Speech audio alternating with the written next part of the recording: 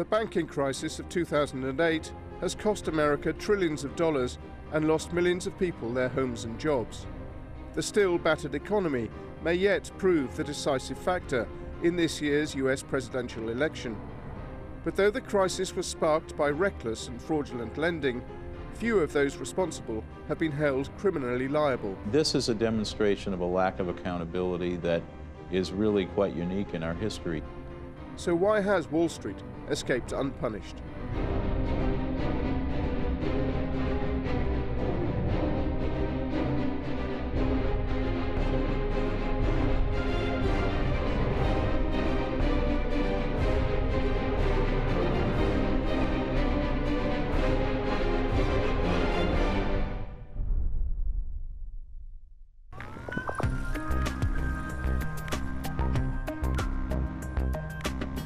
In Lower Manhattan last November, near the headquarters of some of the world's largest financial institutions and the New York Stock Exchange, city police cleared the Occupy Wall Street encampment at Zuccotti Park.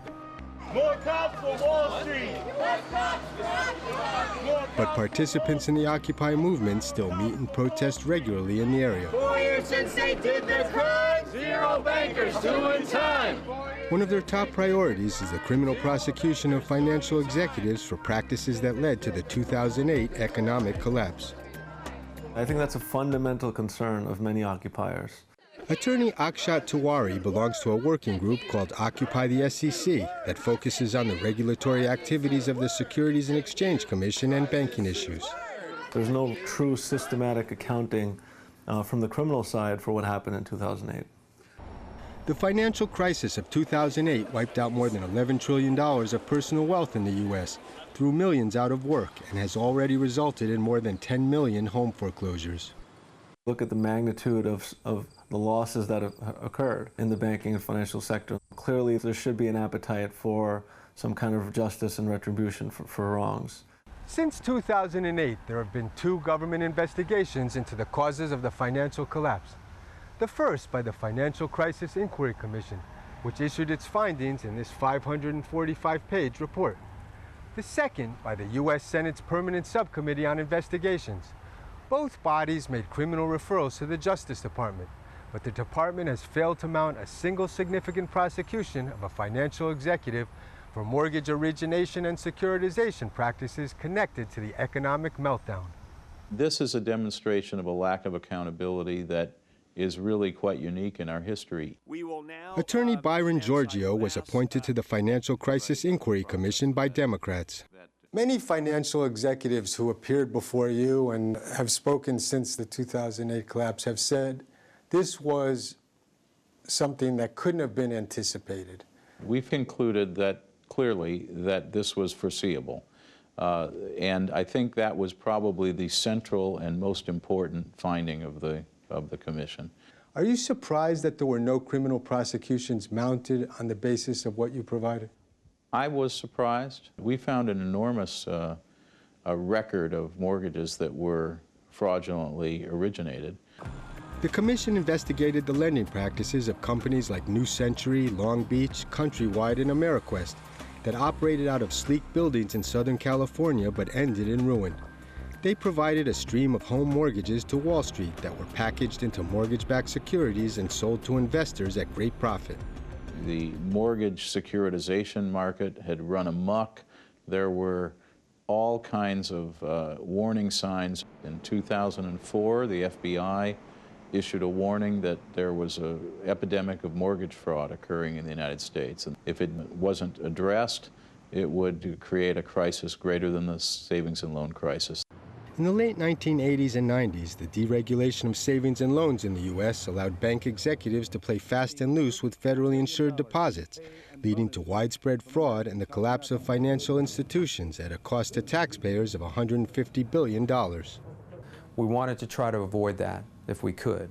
I was in the FBI for 25 years. As Assistant FBI Director in charge of the Criminal Investigative Division, Chris Schwecker sounded the alarm back in 2004 about the epidemic of mortgage fraud. He took the unusual step at that time of calling a press conference to try to give the public a sense of the volume and the scope of the problem, along with Congress and other agencies. What types of fraud were you seeing?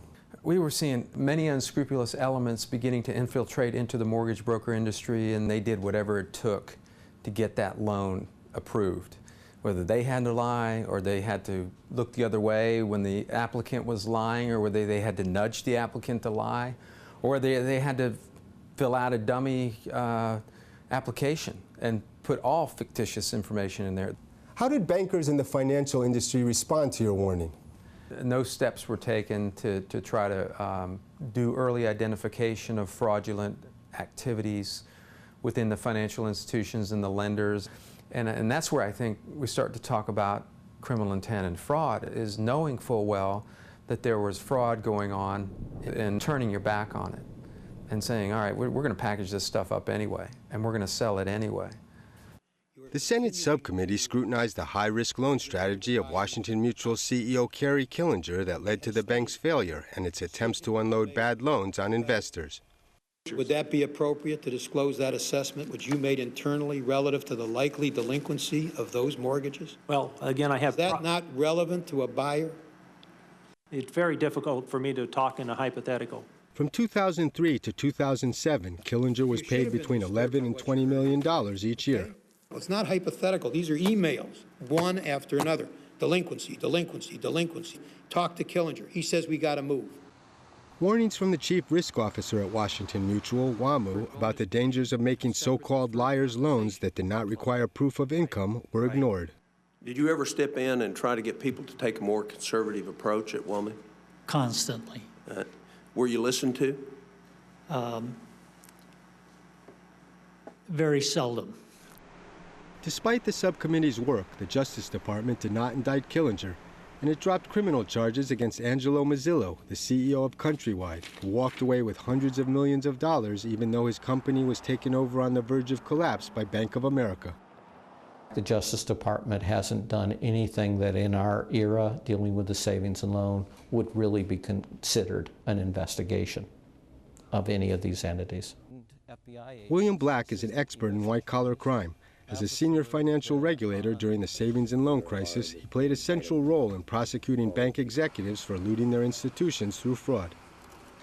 The current crisis is roughly 70 times larger than the savings and loan crisis. So you should be seeing an effort that is absolutely unparalleled in U.S. history.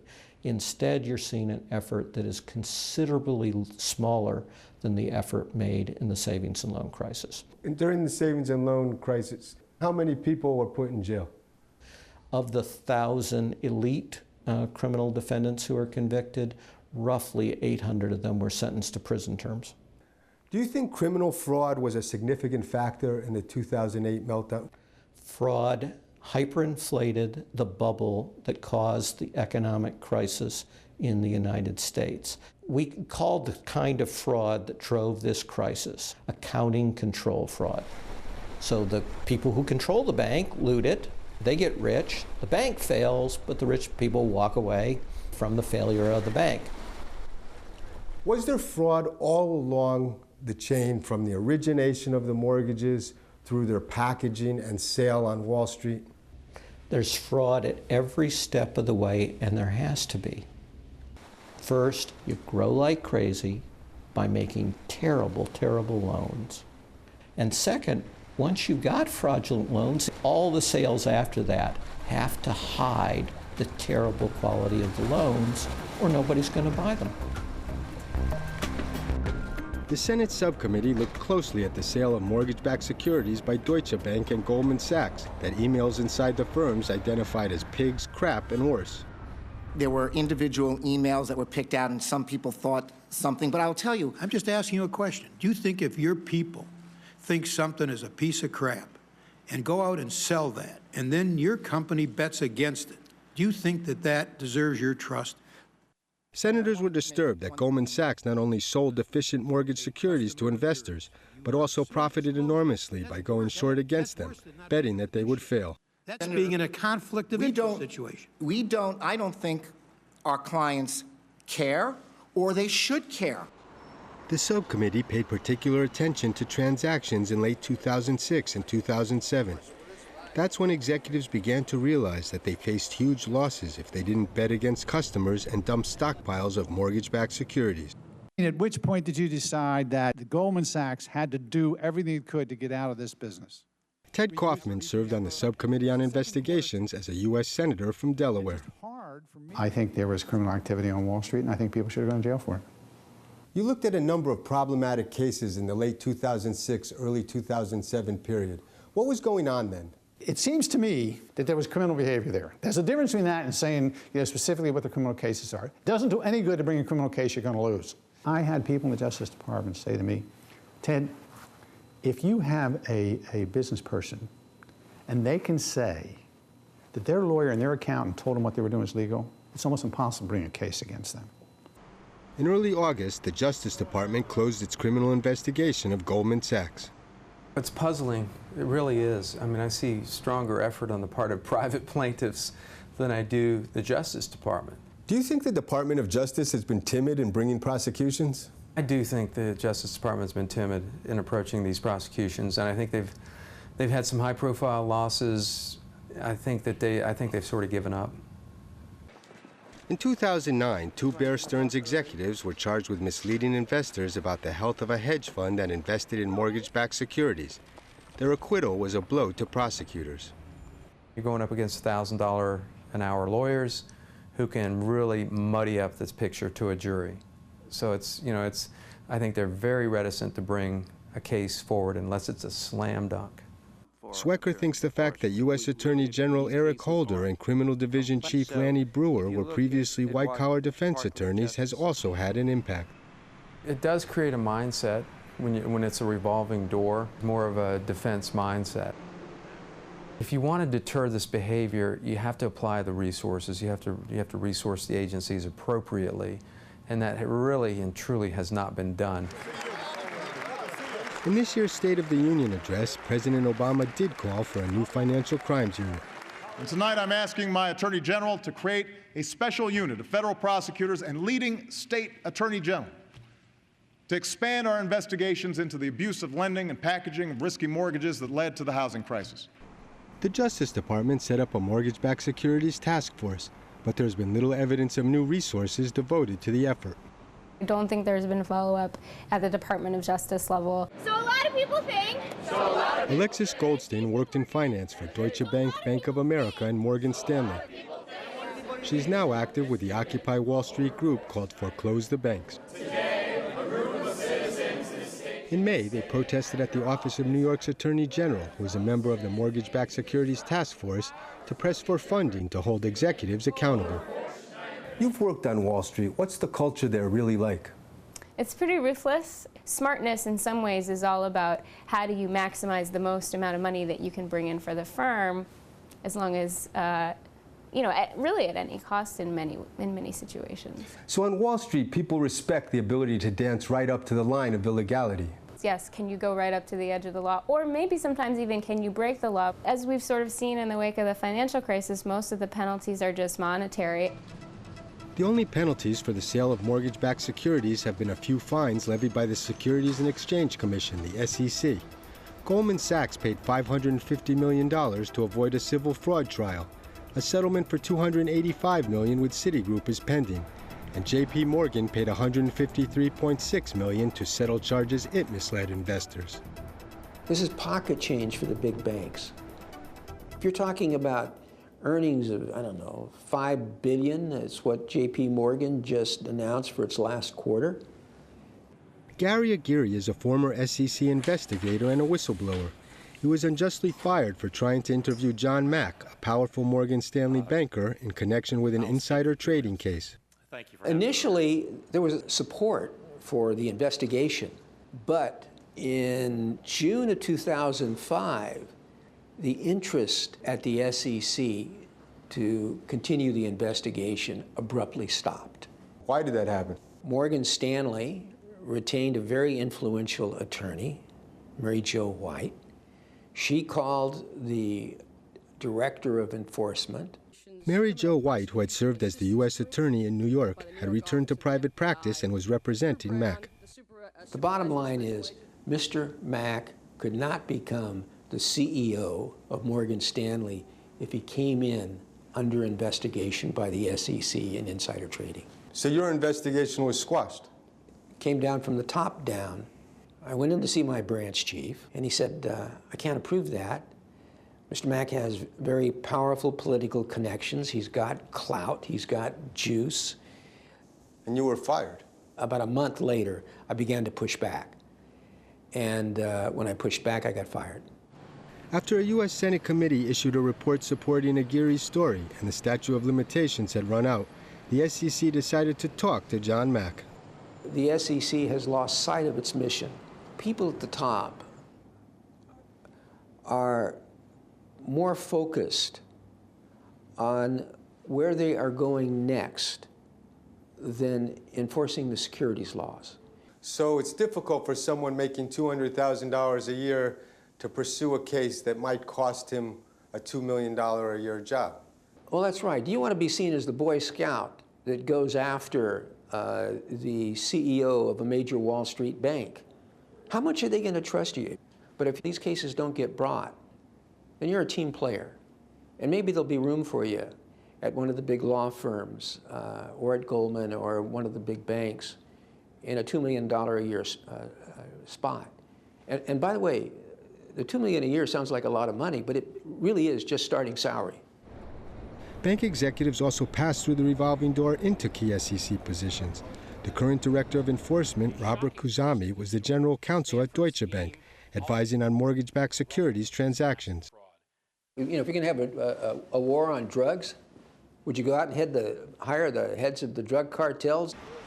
Well, I think it's a parallel to what we're doing by rotating Wall Street bankers in and out of enforcement, looking at them to prosecute their friends and colleagues in the bank. Do you think that's the main reason why there hasn't been prosecution of Wall Street executives in connection with the meltdown? Absolutely. The SEC has fallen asleep. The SEC can only bring civil actions, but it alerts the Justice Department to criminal behavior and is critical to mounting successful prosecutions. They have the tools. They have the tools. They need to use them. They need to use them. Occupy the SEC has been pressing Khuzami, who declined a request for an interview, to be more aggressive in pushing for criminal prosecutions and tougher settlements with Wall Street banks. They'll come up with a settlement, but the company under investigation never has to admit that it actually did anything wrong. I think the SEC and all of the agencies have done everything they can to identify what went wrong, to correct it. Steve Bartlett is the CEO of the Financial Services Roundtable, a Washington trade association representing 100 of the largest financial institutions in the United States. It was a bad situation that led to the housing bubble, that led to the bust. No excuse for it. We take responsibility for the mistakes that we made. The FBI back in 2004 warned that there was an epidemic of mortgage fraud. It was ignored by the banking industry. And people argue that that is a basis for criminal prosecutions. Mortgage fraud did exist. The underwriting standards leading up to the housing bust was essentially bad loans. So companies made loans to people that they couldn't repay, and people borrowed money they couldn't repay. That's not necessarily fraud. In most cases, it's not. The banks were warned about fraud. They were warned about appraisal fraud. They were warned about liar's loans. I mean, the banks weren't responding to the warnings, were they? No, actually, we were responding to the warnings, but we responded too late. Why do you think there haven't been any prosecutions? There were prosecutions when there was criminal wrongdoing, but there shouldn't be prosecution when there's not. It's as simple as that. What do you think of the argument that the reason there's no prosecutions is because the financial services industry is so important as a source of campaign contributions? It's just simply bogus. Nevertheless, the financial industry has spent more than $5 billion on lobbying and campaign contributions to both Democrats and Republicans in the last decade. The lack of an aggressive response to the financial crisis certainly has connections to the money and influence that the sector wields in Washington. Sheila Krumholtz is the executive director of the Center for Responsive Politics, which tracks lobbying expenditures and campaign contributions. The financial sector is the primary source of political cash in the United States. Since October, the Obama campaign has had multiple fundraisers with Wall Street financiers, including one with 20 top donors at the Regency Hotel in New York. In 2008, Obama raised more from the financial sector than any group but lawyers. Goldman Sachs was his #1 corporate donor and delivered over $1 million to his campaign. When the decision came down recently from the Justice Department to close its criminal investigation of Goldman Sachs, what did you think? It's hard not to associate the incredible clout that Goldman Sachs wields in Washington with decisions that favor their interests. It's both the money and the connections. Government officials find it difficult to view the leaders of these companies as being capable of criminal acts. One of the biggest problems about the financial crisis and the whole subprime lending fiasco is that a lot of that stuff wasn't necessarily illegal, it was just immoral or inappropriate or reckless. The financial lobby is very powerful. I think they're trying to convince legislators, the administration, that the economy is still in very bad shape and it's not good for business to dredge up these historical cases and go after high-level executives. If you were in the job today, what do you think should be done? I'd give another 500 agents, maybe even 1,000 agents to the white-collar crime program of the FBI, and more attorneys, more U.S. attorneys. I'd be researching these civil cases and pick out 10 or 15 that you think have the best proof. I'd interview witnesses, whistleblowers. I would make deals with low-level people who are culpable, who are the ones sending the emails up the chain. The statute of limitations for criminal prosecutions of federal securities laws is 6 years. We're in a tough spot where essentially some very bad actors are going to skate if we don't put that effort out, and I think we've got another year on the clock here to put that effort out. Top officials here at the Department of Justice declined our request for an interview. We wanted to ask them about their failure to prosecute financial executives for practices connected to the 2008 collapse, and about civil lawsuits brought against Wall Street banks by the Federal Housing Finance Agency that may provide the best evidence for criminal cases before the statute of limitations runs out. The lawsuits currently in a New York federal court charge that financial executives lied about the characteristics of mortgages and securities sold to the government-sponsored enterprises Fannie Mae and Freddie Mac. They demonstrate criminal intent because they're deliberate misrepresentations to make the loans appear safer. Do you think the prosecution of financial executives should be high on the electoral agenda for the 2012 presidential race? I think it should be one of the top priorities on the domestic side of both of the parties. If the most elite financial bankers can continue to get away with these kinds of frauds that lead to catastrophic losses and make you wealthy as the CEO simultaneously, then they'll keep doing it, and they'll do it bigger. The next president of the United States. Do you think that if Mitt Romney is elected president, that there would be more aggressive prosecution? No, there's no sign that that would happen. Mitt Romney has already raised more than twice as much from Wall Street as President Obama. If the statute of limitations runs out and there's no prosecution of financial executives, what impact do you think that will have on American democracy? It's a terrible signal that we have a two-tier justice system where people at the top are able to behave in this way and achieve immunity, and it's just not fair and it's not right. All we hear is silence. In July, Occupy Wall Street leaders from around the nation gathered in Philadelphia and strategized about how to get the issue of prosecution onto the 2012 electoral agenda. It is so clearly something that the American public wants to know about. The park where the gathering was held is only a stone's throw from where the U.S. Declaration of Independence was signed. Justice only works if it applies equally to all. We've seen very selective criminal prosecution in the financial area, and that really undermines the legitimacy of our government.